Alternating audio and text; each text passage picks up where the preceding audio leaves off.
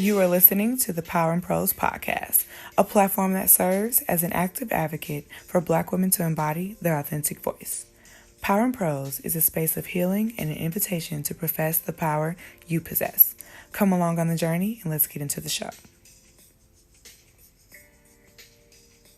What's up, cool kids? You are tuned in to another episode of the Power and Prose podcast. What is good? First of all, your girl's glowing today. Get into the skincare routine. Get into the hair, child. Wait.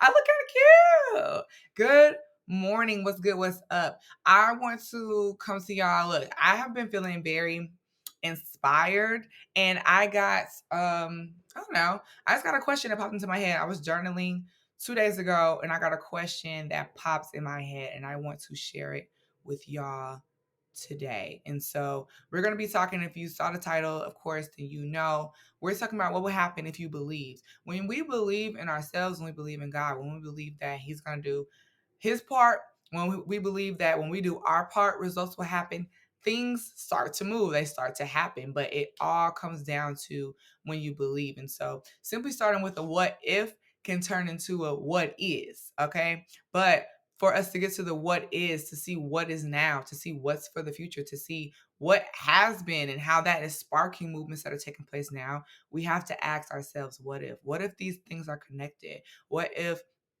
these words that keep coming into my mind are instructions for me to act on? What if I'm not as inadequate as I think? All of those things really start to get our gears turning, and we start to see the full output and potential of who we are called to be, of how we were designed to show up. And so that is what we're going to dive into today. So as always, we're going to get into the prose prompt of the week, and then we'll get into it.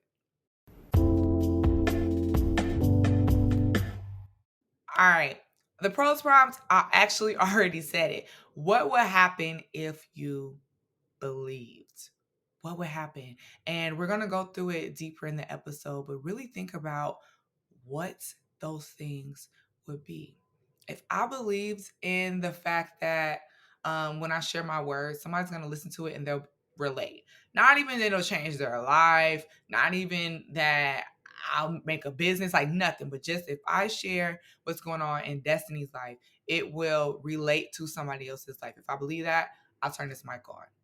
And so that, okay, now if I turn the mic on because of that belief, then I can start to believe that, wait, my words hold more weight than relatability. They can create transformation. And so then I start to sit with myself more. I start to push myself more. I start to take what I'm saying more seriously. Like, all of these things. So then that belief turns into something else. Like, do you see what I mean? It just continues to grow and grow. Our beliefs drive a lot of our actions. They drive a lot of the things we don't act on based on what we believe. So if we don't believe that we have impact, we won't start the business. We won't speak up in a situation where it's requiring somebody to speak up. We won't take charge. We won't set boundaries, right? So there are all of these things where our beliefs really they set the stage and the tone for what we are going to do, how we're going to show up, and how people interact with us. And so write down what would happen if you believed. And believed in what? Fill that in. Believed that boom. Like, what is that? And really start to dive into it as long as you need. Maybe dedicate to 10 minutes of just going there, letting your mind run with all the possibilities, negative or positive, right? I think sometimes I was talking to a friend actually, and I was saying some stuff that I was concerned about. As I said them out loud and actually got them out of my head, I was like, okay, this is fair as a question, right? Like, what if this happened? But it's not fair enough for me to not move, right? So I validated the thought that I was having, because there's power in your prose, right? And so whatever is coming to you is with you for a reason. It's based on our history. It's based on all these things. And so I honored the fact that I had the concern, but I also had to be real with myself and say, this concern isn't big enough to stop me in my tracks. It's not big enough for me to not have faith in God. Like, I'm making this bigger than God, and it's not. And so I had to come to that revelation, but I got to it by saying the negative thing out loud. And so no matter if it's negative or positive, what would happen if you believed X? and write it out. At least 10 minutes engage in this activity because it can really unearth some things in you and give you the clarity that you're looking for. A lot of times we're praying for clarity and answers for stuff, and our belief system is where it's all unlocked. So if you believe that God will come through and he will whatever, and then you've been halted at something, then your answer is, all right, if I really believe this, then I have to move, right? So write that thing down and start to unlock and empower yourself through that exercise. Okay. So, first of all, shout out to Beyonce. This episode is dedicated to Miss Beyonce Giselle Knowles Carter. Okay. Beyonce came out with an album that I have been diddy bopping to. Okay. Like I have been playing it. And it really just has been inspiring. It's Act One. It's called Renaissance. Y'all know. And Beyonce, if you listening, hey girl. To me, when I think about Beyonce, y'all know we haven't gotten visuals yet for this album, and so I keep thinking about Homecoming. And Homecoming, the visual Netflix moment from Coachella, it lit a fire in me. Like every time I watch it, the first time I watched it, first of all, I was shook. Like I was delayed in watching it. I'm not gonna lie. I thought it was just a show over. I was like, well, girl, I didn't see her. So like da da da. When I finally watched it, I don't want to be dramatic, but like it changed my life. But I was so impacted, not just by the visuals, but by the dedication, the hard work, the struggle behind getting to that show, behind her reaching that moment. And so with this era of Beyonce, I don't have the full visuals. And so I go back to the last visual I got, which was Homecoming. And so when I watched that, you see that she had issues with her pregnancy. You have her with being a mother of three versus a mother of one. You know that her and Jay-Z had issues, so she's trying to be a devoted wife and fulfill those duties and have time with him, her whole family. There are new dancers and band members that she had as she was creating the Homecoming look, feel, tone, and something that she was just trying to do, uncharted territory, right? She was the first Black woman to headline Coachella, and that held a lot of weight on her shoulders. Her body was in a state it had never been in, and she was trying to do something she'd never done, and she had to push. Her diet changed, like everything changed, right? And yet, and while she was doing it, you don't know what the outcome is going to be. You have a vision, you have a plan, you have a goal, you have milestones, and you have to put in the work to see if it's going to pan out.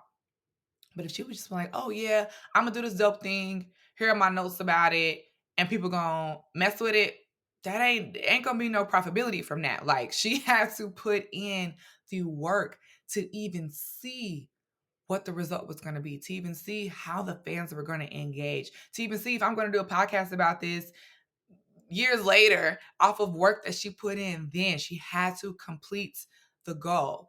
And so I was reading and I came upon this scripture in Proverbs 14:23.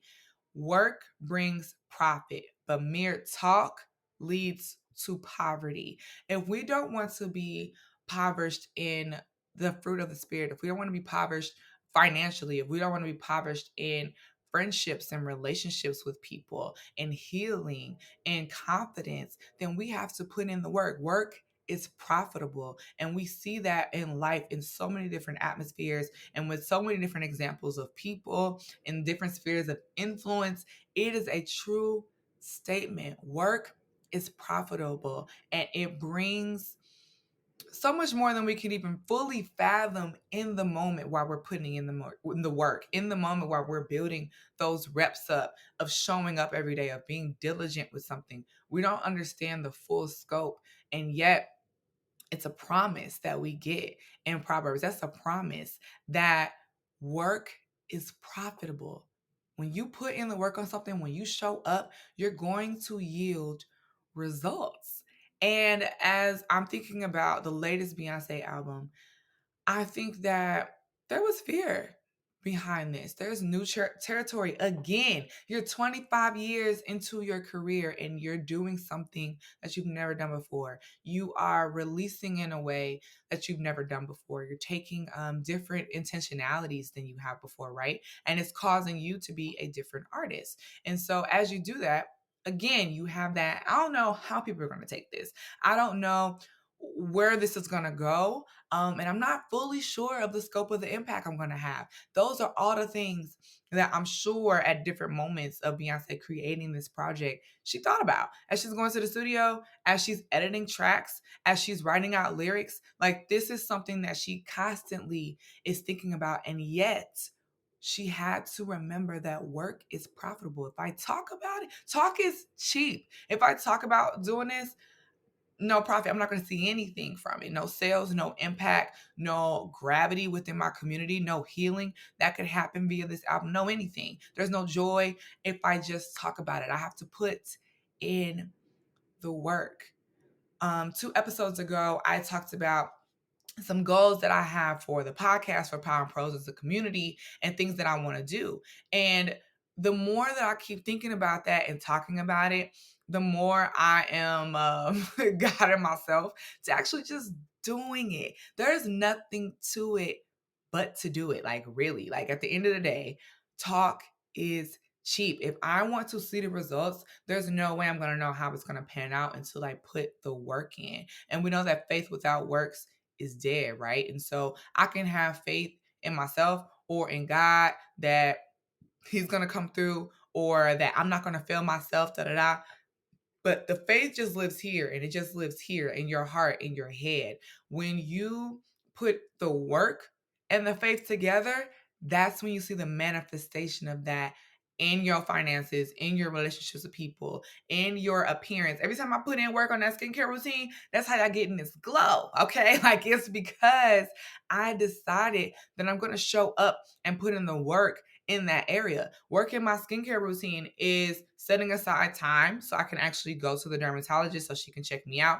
It is setting aside time to do my morning and night routine, because sometimes I only be doing one. I see different results when I only do one, right? There is effort with my money. I have to put money aside. I have prescriptions, paying my copay when I go to the doctor, like all those things, right? But they add up to results. That's what it is. And so I think that it's just something that I think a lot of us are called to. There's things that we are either thinking about doing, have already decided to do, and we stopped, or we know that we just need to do. We need to step up to the plate and do it, and we're being halted. And I just want to remind y'all, remind me that work is profitable. There is no way you can put work towards something, especially something that God has called you to do, something that you feel that fire in your heart and won't leave you alone, something that you walked away from, but you have to come back to it, something that's been revived. You're going to put in some work and not see profit from it in your character and your spirit and your countenance and your bank account, in the way that you interact with folk. There's no way that you can do that, because it would mean and mark God as a liar, and the man don't lie. God don't lie. So if he's telling you that the work is profitable, it's because the work is profitable. If he's telling you to move forward and do something, even though you don't know how it's going to pan out, it's because he knows, and he's telling you, like, yo, you got the green light. All signs are go. Put in the work. I'll meet you in the work and at the finish line, and we can celebrate together. You can trust in that. You can take it to the bank. He's not trying to play you. It's not a setup.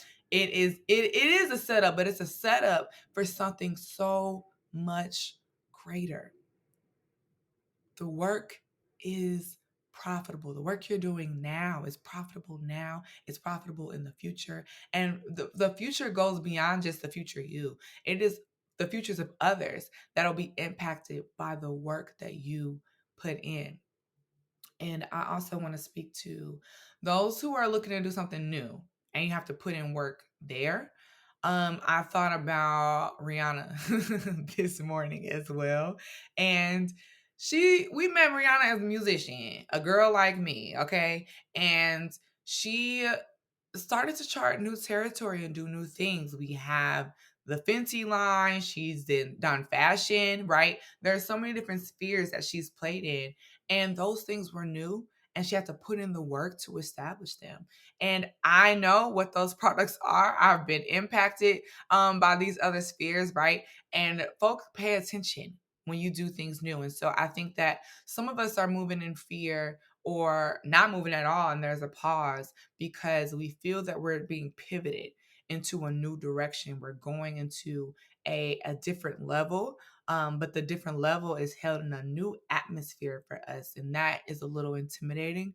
However, that newness is also divine. That newness, that pivot is for a purpose. And so don't let the removal of comfortability halt you. Don't let the removal of having that bulletproof plan, that blueprint, um, stop you in your tracks. You are on the path that you're supposed to be on to achieve what you're supposed to achieve, and the work is profitable. Do it. I'm telling y'all, this is for me. I'm like literally staring at me. Like, do it. You got it. And as you're doing it, you build up your faith in yourself. If you have a team, those around you, in God. You build up your faith in your prayers because you'll start to see them be answered. The work you put in your prayers is profitable. The work you put in worship is profitable. The work you put in listening to sermons, podcasts, reading books, profitable. Knowledge is power, right? That power, profitable. You'll be able to speak things in times when you didn't even know you were going to have something to say, and you'll see a return of the words that you put out because the work is profitable. There's nothing that you do, no time that you spend that will be wasted. Even if you think you've already wasted time, God makes up for those moments. And another thing, oh my God, I'm so happy I remember this. Another thing that I read was in 2 Kings 3:18. It reads, "And this is a simple matter in the sight of the Lord. He will also deliver the Moabites into your hand." And so there were some kings, they were going out to do some things, honey, and they needed to band together. I think it was like 3 kings together in this verse of 2 Kings that were coming together to go against the Moabites. And this word says, yo, for y'all, I know it's a lot. Y'all got to join troops. Y'all got to prep. Y'all got to da da da. This is a simple matter to God. Light work, lightweight. He ain't sudden no extra time. He's not losing no sleep over it. It's simple to him. What's supernatural to us, what's a miracle to us, what's a divine intervention, what is something that takes great strength and force for us to do, simple to God, which is why he's God. It's why we go to him. It's why we adore him, why we love him, why we praise him, why we have to just sit back in awe, why we have to thank him for his grace, for his mercy, why we have to thank him for knowing us and moving beyond what we could do and still calling us to work with him. Like, he's God. It's simple to him. And so as you're creating the work, as you're moving forward in faith, remember 2 Kings 3:18. It is simple to God. Partner with him. Talk to him. Allow him to come in and do his piece. You do your work. The profitable part, that's on him. And it's simple for him to do. It's simple for him to make me profitable in Power and Prose. Boom. It's simple for him to bring about sponsors and deals and collaborations that'll empower this community. Simple for him. It's simple for him to guide me in my career as I think about how I can pivot and change and whatever. All I gotta do is show up and do the work. Show up and be kind. Show up and actually complete the task on my to-do list that's in my job description, child. Like, I have to just do the work, right? I gotta turn this mic on, record, edit, push it out. God will make it profitable. So if I do my piece, I can have more faith that God's gonna come through on his piece because it's simple to him. It's light work. He don't got a plan. He don't got a prep. He don't need a blueprint. He is the blueprint. He is the plan. He is the mark. He sets the bar. And so, as you're in your own renaissance, as you're in your own act one, as you're in your own homecoming, as you're in your own preparation, as you are walking out of the boat because Jesus called you. Remember that the work is profitable. What you're hoping for, what you see, what your community needs, what your family needs, the people that are waiting on you, and you don't even know what they're waiting on you for, you'll see the profit of every piece of work that you're doing right now in this season, in this day, in this week, because that is the promise that we have. You can take it with you.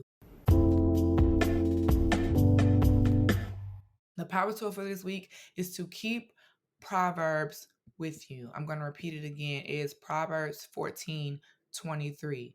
Work brings profit, but mere talk leads to poverty.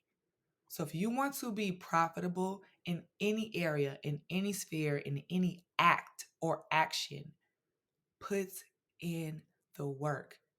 If you want to evade poverty, don't just talk about it. Mere talk. So we want to speak with power, but there's power in our prose. We want to speak with faith, but we want to pair that with work because mere talk brings poverty.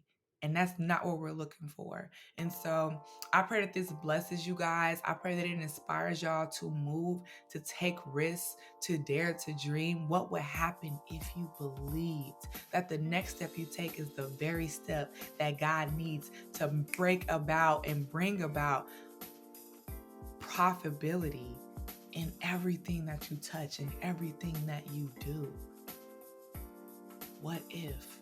Dare to dream, to meditate, to think about that today and watch what God does. Not just think about it, because mere talk leads to poverty. But as you think about it and you start to decide what the next move is going to be, you take those steps. And so, I thank you guys for tuning in. I am nothing without you. Be sure that you stay connected with your girl on Instagram at Power and Prose Podcast.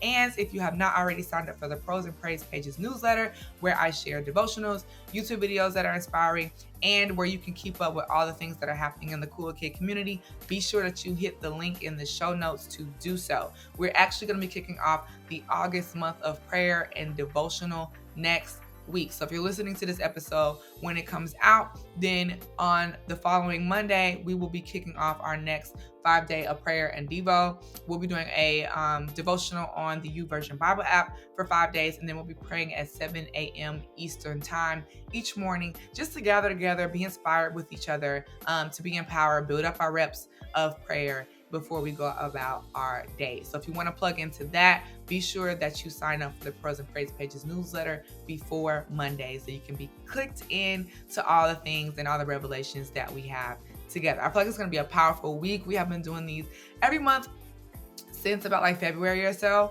And so I am just, I'm feeling really inspired and excited and tuned up for this one. And so I can't wait to connect with you guys on the YouVersion Bible app. Be sure to profess your power, and there's power in prose. Have a great week, y'all. Bye.